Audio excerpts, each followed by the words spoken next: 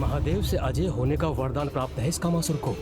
फिर भी मुझे पूर्ण आशा है कि दिव्य पुष्प के बाण का इस पर कोई चमत्कारी प्रभाव होगा।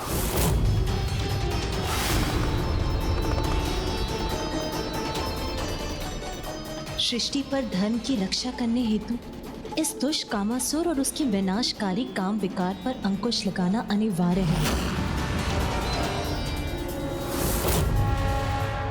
गणेश जी, आपका ये बाण मुझे स्पर्श भी करे, उससे पूर्व ही खंडित कर दूंगा मैं उसे।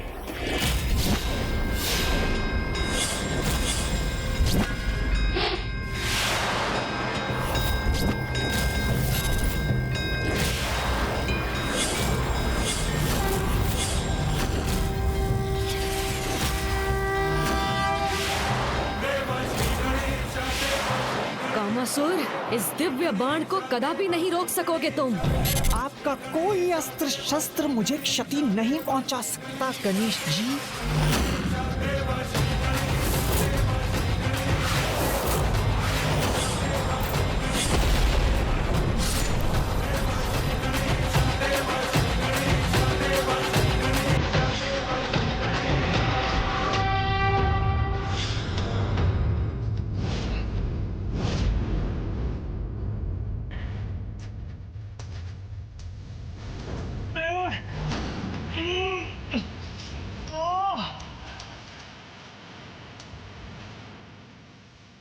मुझे बांध दिया इस बाण ने, ये कैसे संभव है? जो विकारों का, बुराई का अहंकार करते हैं, उनका यही परिणाम होता है कामासुर। ये संपूर्ण शक्तियों का प्रयोग कर नष्ट कर दूंगा मैं इस बाण को।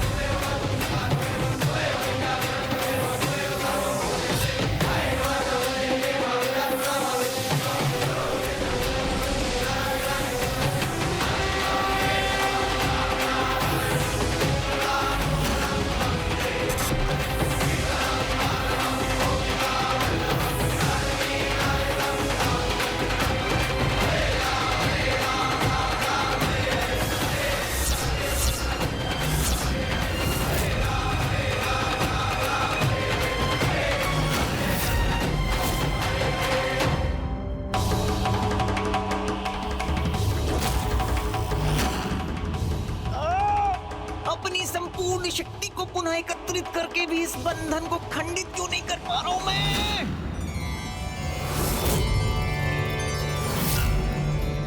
कामासुर को उसकी संपूर्ण शक्ति का प्रयोग करने पर विवश कर विकट गणेश ने सृष्टि को उसके अनिष्टकारी प्रभाव से मुक्त कर दिया है।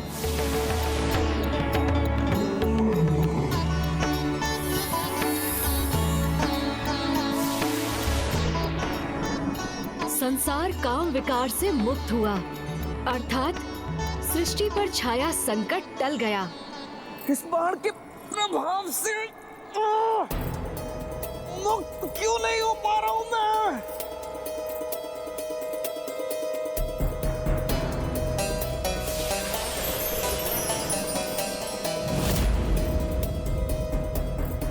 जो अपने विकारों को बढ़ावा देते हैं, समय आने पर वही विकार उनके नियंत्रण से बाहर होकर उन्हीं को क्षति पहुंचाते हैं। जैसे इस समय कामासुर अन्य किसी से नहीं, अपितु स्वयं के विकारों से ही क्षतिग्रस्त हो रहे हो तुम।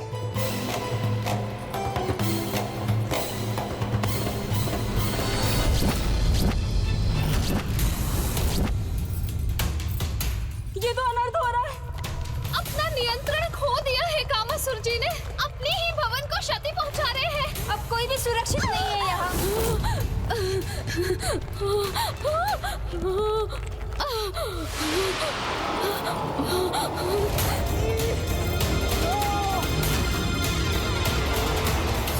मुक्त होने के मेरे सभी प्रयास विफल क्यों हो रहे हैं? ये बंधन तो और बढ़ता जा रहा। अपार कष्ट हो रहा है मुझे।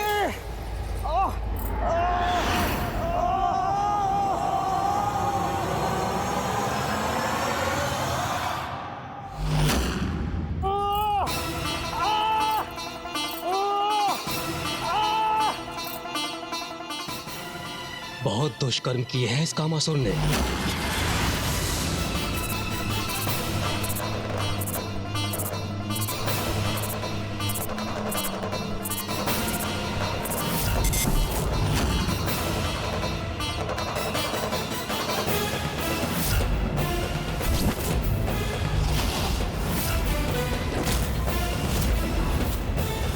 मैं आपको शाप देता हूँ कि आपकी काम इंद्रियां नष्ट हो जाए और आपके शरीर में सहस्त्रों छिद्र उत्पन्न हो जाए। देवराज, जो अपने विकारों के प्रभाव से अन्य सभी की अच्छाइयों को नष्ट करता था, उनके तप और भक्ति को नष्ट करता था, आज उसके ही विकार उसका ही विनाश कर रहे हैं।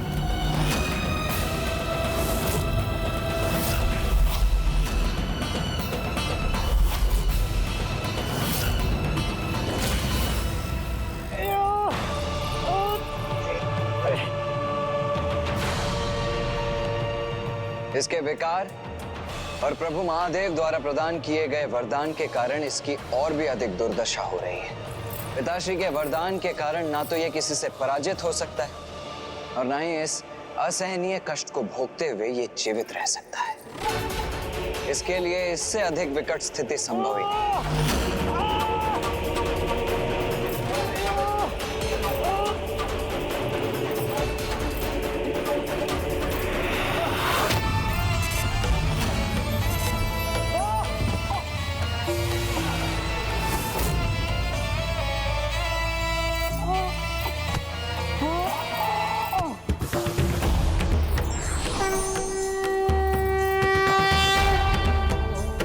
प्रणाम माता मोहिनी।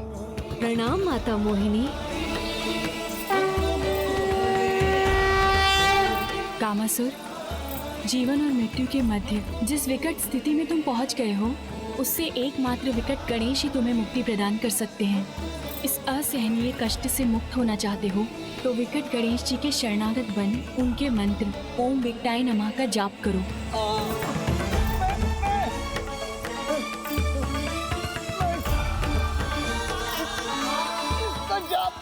करूंगा।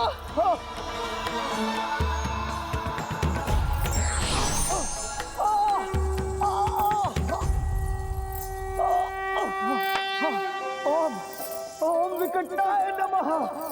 ओम विकटाय नमः। ओम विकटाय नमः। ओम विकटाय नमः।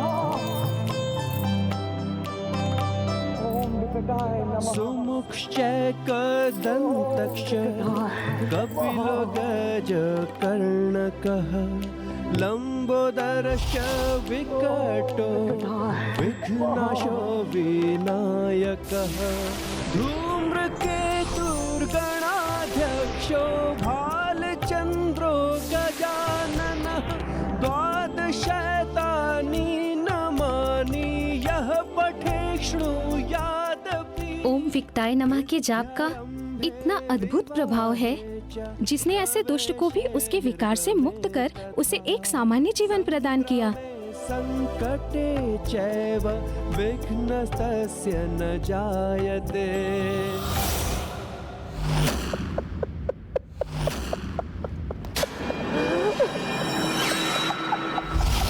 विकट गणेश जी, आपने मुझे एक कामासुर से तो बाहर कर दिया, किंतु मैं सहस्त्र कामासुर बनकर हमारे महान असुर भंडासुर जी का सहायक बनूंगा और उनके लिए अति उपयोगी सिद्ध होऊंगा मैं। एवं तब आप कुछ भी नहीं कर पाएंगे। भंडासुर। ओम नमः शिवाय। ओम नमः शिवाय। ओम नमः शिवाय। और उनके लिए अति उपयोगी सिद्ध होऊंगा मैं, विकट गणेश। नहीं, ऐसा कदापि नहीं होने दूंगा मैं। ऐसा ही होगा गणेश जी।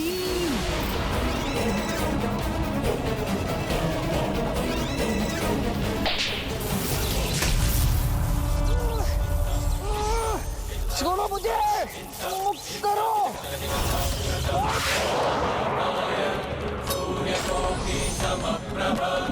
अब तुम नहीं, संसार मुक्त होगा तुमसे।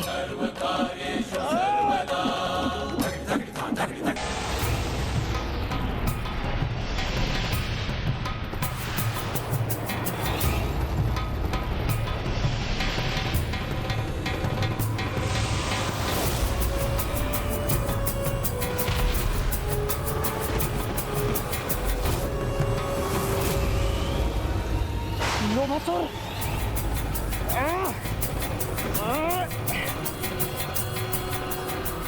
मैं इसका प्रतिशोध अवश्य लूंगा। महादेव पुत्र गणेश।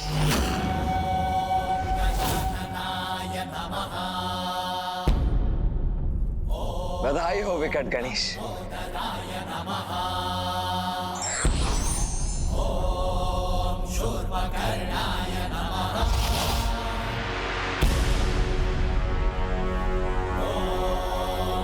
प्रभु श्री हरि नारायण, कामासुर के विकार को नष्ट करने में मोहिनी रूप में मेरी सहायता करने हेतु मैं आपका सदैव आभारी रहूंगा।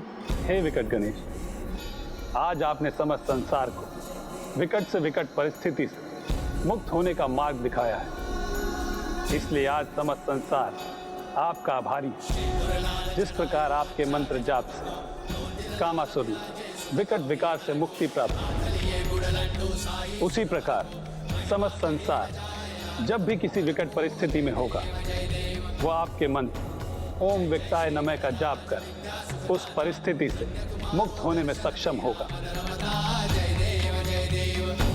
और साथ ही ये भी स्मरण रखेगा कि उसका एकमात्र लक्ष्य है मोक्ष की प्राप्ति, जिसके लिए वो सदैव प्रेरित रहे।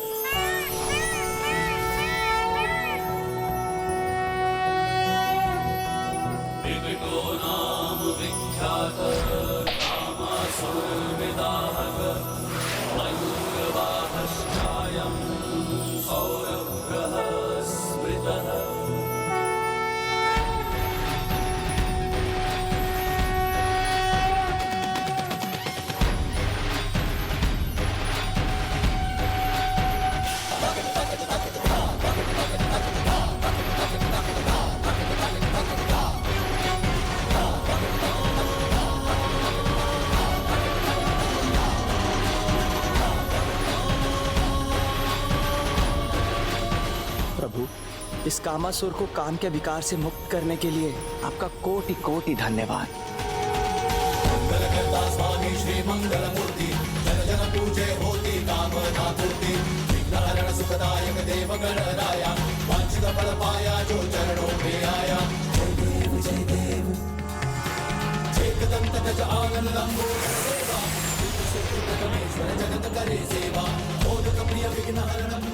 अब उचित दिशा दिखाकर मेरा भी मार्गदर्शन करें प्रभु। कामासुर, तुम तो अभी भी मनुष्य के मन मस्तिष्क को प्रभावित करने में सक्षम हो, इसीलिए अब अपनी क्षमता का उचित प्रयोग करो। संसार के जीवों में भक्ति और धर्म का विस्तार करो, जिससे वो जीवन की विकट परिस्थितियों से संघर्ष कर सके और सदैव सत्कर्मों के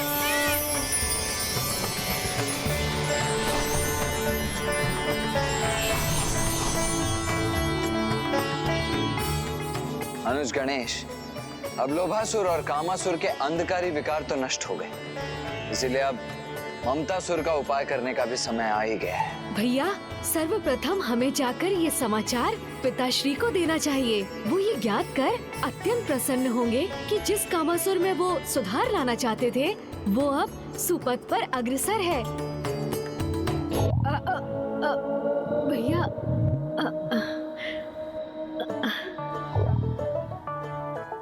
अनुज गणेश, पिताश्री तो त्रिकालदर्शी, उनसे भला क्या छिपा हुआ है? मैं जानता हूं कि तुम्हें कैलाश क्यों जाना है, ज्ञात है मुझे। अब तो तुम वास्तविकता में भूख से ग्रस्त हो, है ना? और माँ के हाथ का पकाया भोजन करने के भी इच्छुक हो। भैया,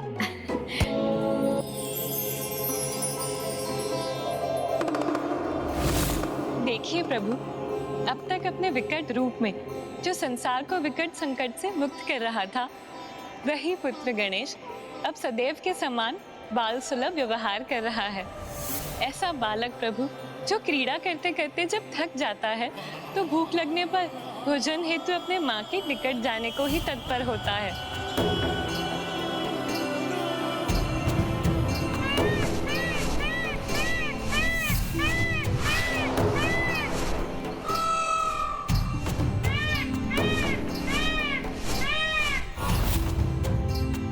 अनुज गणेश, तुम तो यहाँ पिताश्री को सूचित करने के लिए लौटे थे ना? किंतु पिताश्री का स्थान तो वहाँ है, वहाँ नहीं जहाँ तुम जा रहे हो। किंतु भैया, अभी आप ही ने तो कहा था कि पिताश्री तो त्रिकालदर्शी हैं, उन्हें सब कुछ ज्ञात है। तो कदाचित यही उचित होगा कि सर्वप्रथम हम जाकर कुछ भोजन ही कर लें।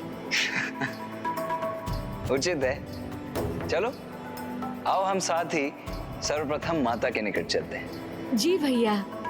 माते माते माते माते माते माते माते माते, मुझे अपना आशीर्वाद दो माते, अपनी कृपा मुझ पर बनाए रखो माते, माते माते माते।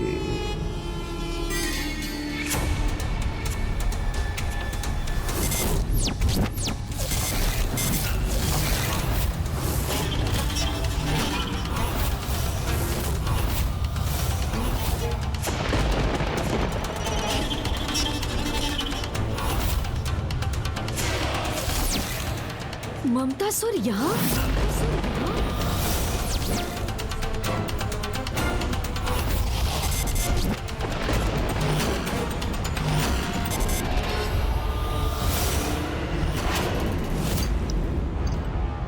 मुझे देखते ही इतने क्रोधित हो गए आप, किंतु क्यों?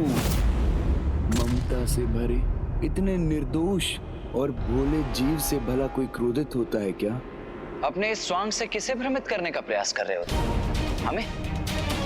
हमें भली भांति ज्ञात है कि निर्दोष और भोले भाले दिखने वाले इस मुख के पीछे कितनी कुटिलता छिपी हुई है। ममता के नाम पर मोह का बड़ा विकार फैला रहे हो तुम, इसीलिए लोभासुर और कामासुर के पश्चात अब तुम्हारा विकार मुक्त होना अनिवार्य है। मुझे ज्ञात है, लोभासुर और कामासुर के साथ जो भी कुछ हुआ मुझे भली भांति ज्ञात है, और वही सब मेरे साथ भी होगा, इसीलिए तुम्हें स्वयं चलाया। आप दोनों के समक्ष